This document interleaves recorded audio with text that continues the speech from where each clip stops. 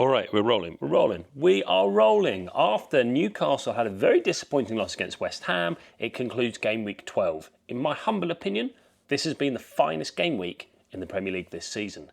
Let's review all games, go through it, see what we learn and what we think it's going to mean for the run-up to Christmas.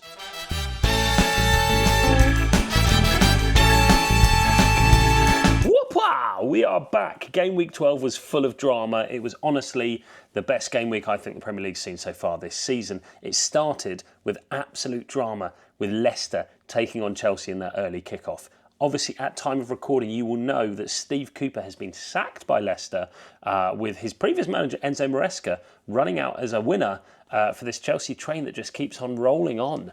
I called them Cole Palmer FC previously in the season, but actually, I might as well call them Nicholas Jackson FC. The two of those players are repeatedly just turning up week after week after week and putting 3 points against Chelsea's name. The big question for Chelsea is how long this run can continue. Are they actually in the title hunt?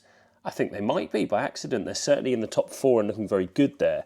In Europe, they only have the Europa Conference, which means they don't really have that distraction. They can give minutes and game time to players not getting Premier League minutes.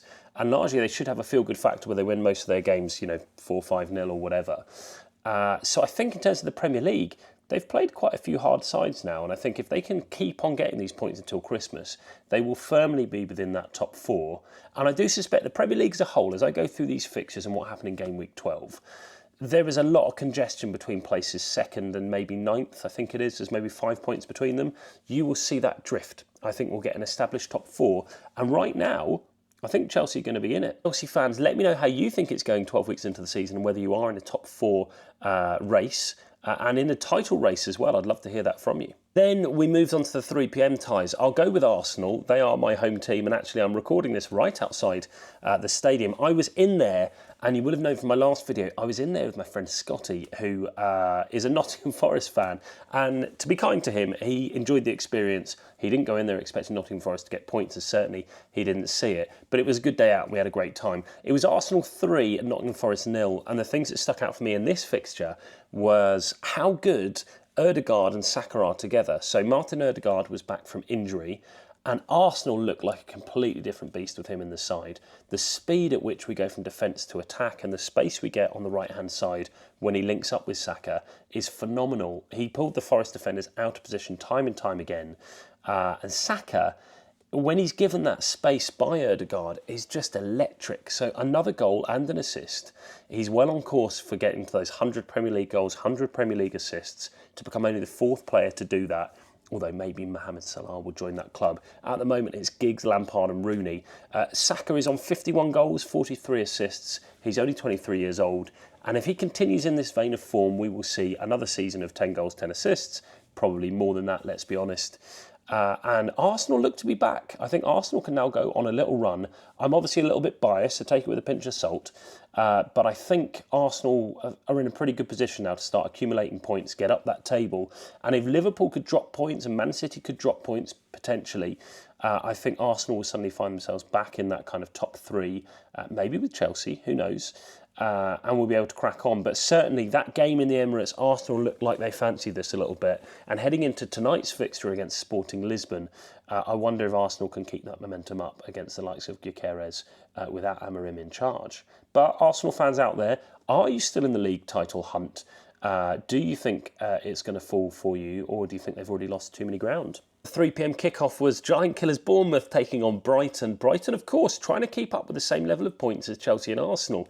They keep on getting it. They got a 2-1 win against a Bournemouth side that are very hard to beat at home. Just ask Man City or Arsenal about that. Even Chelsea only got a late 1-0 win against Bournemouth as an away fixture. So a great win for Brighton. I predicted it to be a draw. Even though Brighton went down to 10 men, they managed to get that second goal through Mitoma. And really saw out an impressive 3 points. The problem I have with Brighton, I don't know how far this can go. I love the romance of them having a fairly good transfer kind of model where they buy in cheap, they sell expensively. And I don't think anyone has anything against Brighton, really. They're a club that are in quite good standing, fans-wise, players-wise, pitch-wise, ethos-wise. However, I do wonder where their ceiling is. But for now, 3 points is 3 points. And in game week 12, Brighton kept the pressure on that top four race and good luck to them. Brighton fans, I'd love to hear from you. How far can you go this season? Is this the chance for you to get in Europe and really crack on? Or do you think it's about getting the points now, knowing that it's going to tail off a little bit? Love to hear from you. We move down the table, we get the upsets that made game week 12 amazing. Aston Villa were absolute shoo-ins against Crystal Palace. Even your best Palace fan didn't think they'd get anything out of this game. In truth, they were unlucky, Palace, not to win this game. It was a 2-2 draw, and Villa, I have no idea what happened. Is this just a one-off blip or not? Ollie Watkins in the goals, very good. Ross Barkley coming back from obscurity to score what he would have thought was on their way to a winner. But it didn't happen, and Villa, I think now, are in a bit of trouble. As I look down the table, they find themselves in 8th position. They're 3 points off that Champions League stuff, and actually, this could be a real problem period for Aston Villa as they go forward. They've got some hard fixtures. They've got Chelsea away next, and then I think they've got Brentford at home. So they're not guaranteed that they've got the points in the bag. I would be worried if I was a Villa fan. I think all the stuff, the magic they are doing in the Champions League, and it is magic. Let's hope they win again midweek to kind of put themselves in a qualification position. It's great for the competition for a team like Villa to be up there and doing well. But I think they have a slight hangover in the league, and I think you might see them lose that kind of killer instinct they had last season to finish top 4. I'm a bit worried for Villa. I don't think they're a bad side by any means, but they just started looking a little bit jaded. And once you lose that momentum, it can be quite hard to get it back. So Villa fans, game week 12 wasn't for you. You dropped 2 points with all your chasing pack around these European places. Can you crack on? Are you coming back? Will you get a result against Chelsea? Or is this possibly the start of the end for your top 4 hopes this season? I'm not going to do every fixture in this game week, but I do want to talk about at the bottom of the table some fantastic results. There were 2 sides that were super surprising for me. Firstly, I've given them the hardest ride this season. Wolves, I've said, are going down all season long. The way they started the season was horrific. However, a 4-1 win away at a good Fulham side who have been picking up results, unbelievable. Kudos to them. Matheus Cunha is looking exceptional. That guy looks like he's leaving in the summer, and not because Wolves aren't great and not because he's not settled, but he's on levels. He reminds me a little bit of Rafinha when he was at Leeds, where he's just a little bit better than the club. I thought he looked great. Another 2 goals for him and an assist. I think he's got to be an FPL pick for me next week. He comes in at quite a cheap price, and I think the ceiling on what he could achieve is fantastic. But for Wolves, those 3 points are really important, because as we get near to Christmas, you want to stay as far above that 17th position or 18th position in the league to give yourself a chance to start moving up and feeling momentum and less pressure. When you find yourself in the bottom 3 at Christmas, it is not great, and Wolves will need every point they can to get above it. But for now, crack on. Well done, Wolves. Well done to your fans. How buoyant are you feeling right now? Is it time to relax? Have you always felt confident in this, or do you still think you might get sucked back in to that relegation zone? As for Fulham, a really strong start to the season, and you know, they're kind of like Arsenal light. They've got Iwobi, they've got Reece Nelson, they've got Smith Rowe, and they've got Leno.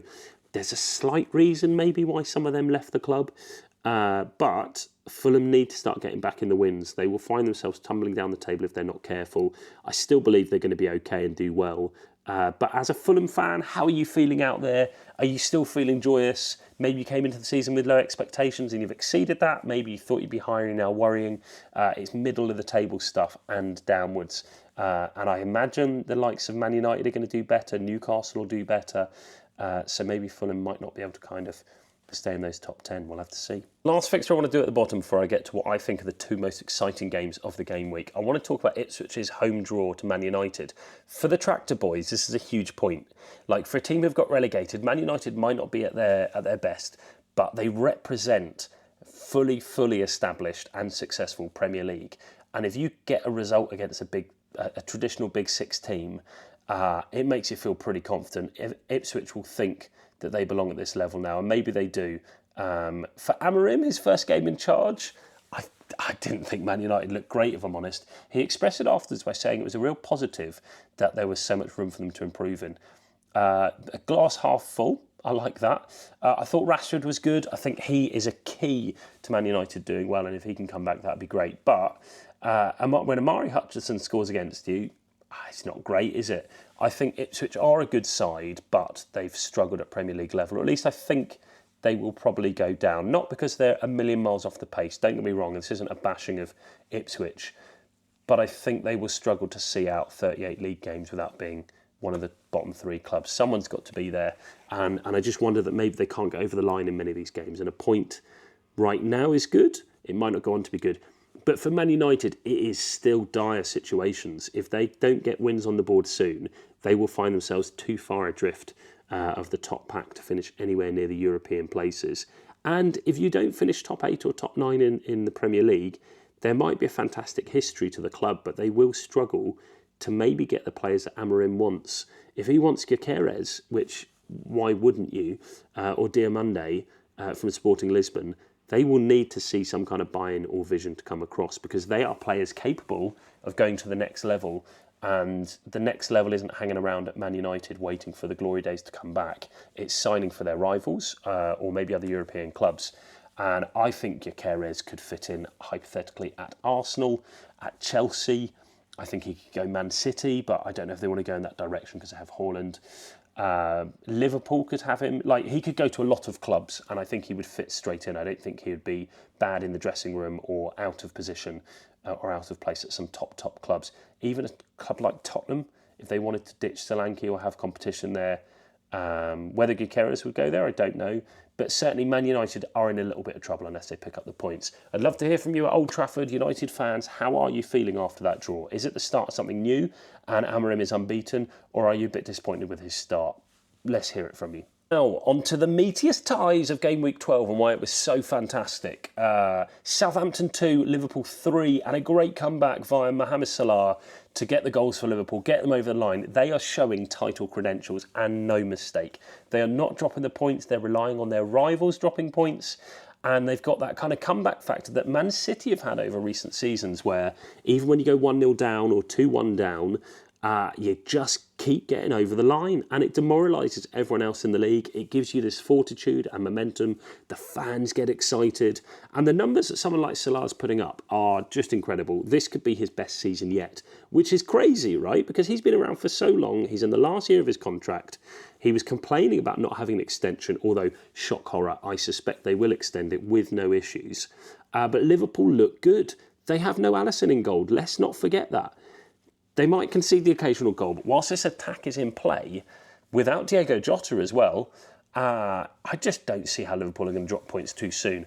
Next week is set up perfectly. It's Liverpool against Man City, and if Liverpool win that, it could be curtains for the rest of the league. If there's a draw or a loss, they're still very far ahead and favourites, but it gives everyone that glint of hope that Liverpool will continue to tank points up until the Christmas period, and then hitting January, they are chaseable and have a target on their back. But if they carry on like being 9, 8, 9, 10 points ahead, they are just an unstoppable juggernaut of a team. So kudos to Liverpool, kudos to everyone at Anfield. What an amazing season for Arne Slot. If he is not on for manager of the season right now, I don't know who is.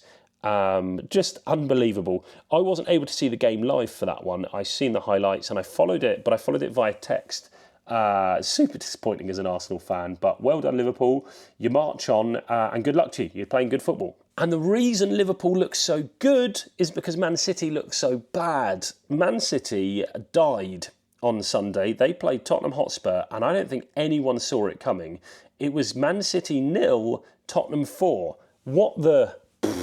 I would fully expect Tottenham to lose their next result, which is a much easier fixture, but 4-0 down, not even vaguely close. I mean, it was all done and dusted at half-time, and Tottenham just put the icing on the cake. Kyle Walker, slower than I've ever seen him before. The attack really blunted. Haaland is an amazing striker, but when he goes missing, Man City looks so out of ideas. They don't really have the worst injuries in the world, or if they do, they really do have replacements for it. The 11 they put out every week is phenomenal. But they just look like they're out of ideas. They look demoralised. It's 5 losses in a row. When was the last time you could say that about Man City? And do you know what? I don't care. I'm hoping 115 charges come along. The thing that makes me sad about Man City is nothing to do with what's on the pitch. It's the fact that you and I watching this right now, we don't know any Man City fans. We can't find any Man City fans. Man City fans don't really exist. And who are we going to laugh at? I want to go up to a Man City fan and let them know how terribly they're doing, but honestly, they don't exist. I remember at the back end of last season, I was up in Manchester on a stag do, on an evening out. Man City had a home fixture at 5:30 in the evening against Wolves last season. And I was expecting to see loads of Man City fans in the city centre, both before, afterwards. In fact, I was quite near the Etihad where my night out was. I didn't see a single fan. I'm convinced they don't exist. They maybe previously used to be Chelsea fans. We'll probably find out next season they'll be Liverpool fans. There is a set of plastics that just belong in that little weird FFP drive that will unfortunately seep into Liverpool's more wholesome fan base. But for now, I think Man City are done. We will see what happens at the weekend, but I'm highly predicting Man City to struggle this season. They also, they're playing Feyenoord in Europe, so I guess they're going to get that win midweek. I think that's tonight, that game. But yeah, Man City, it's the end of the road. As for Spurs, very good. They are an up and down team. I obviously have no love for Spurs, but it's hard to ignore the output of Pape Matar Sarr or Dejan Kulusevski. I thought they were exceptional. James Maddison having a fantastic game, and what a comeback redemption curve for him after a lot of fans, both in and out of the club, asked for him to be dropped essentially. Tottenham looked good, and who would have thought it, out of all the games for that leaky defence to play, they didn't concede at the Etihad Stadium. The minor issue that came out after the game is Vicario has fractured his ankle. He did that in the game. He soldiered on to play the full 90 minutes, but he will be out for a period of time. I can't even remember who their reserve keeper is. Is it Fraser Foster? I guess I'll find out. Sorry for my lack of knowledge there. But Spurs fans will be feeling very jubilant. And actually, I'd love to hear from Spurs fans. The ribbing I give you, obviously, as an Arsenal fan, is quite justified. But within your own right, you are going for top four. Do you think you get there? And if you think you get there, who do you get it at the expense of? I think Man City, Liverpool, Chelsea, Arsenal, they are all there or thereabouts. But what a result for Tottenham. Enjoy it, own it. And let's see what you do next week. But for now, that has to be the result of the game week. Game week 12, mental. I am not even going to touch on how poor Newcastle were at home to West Ham yesterday in their 2-0 loss. We all know how poor it was. Everyone who had Isak in their fantasy football team and was cursing because he didn't get a goal from that offside decision. But I will do a full rundown on the problems at Newcastle and how I think that's going in the next couple of weeks. But for now, I've been Charles. Thank you for coming to the channel. If you have enjoyed what you've seen, please do leave a comment, a like, and consider subscribing. These videos will be coming out more and more as I make my way on YouTube. In the last video, I gave a huge shout out to the first 100 people who subscribed to this channel. You are the OGs.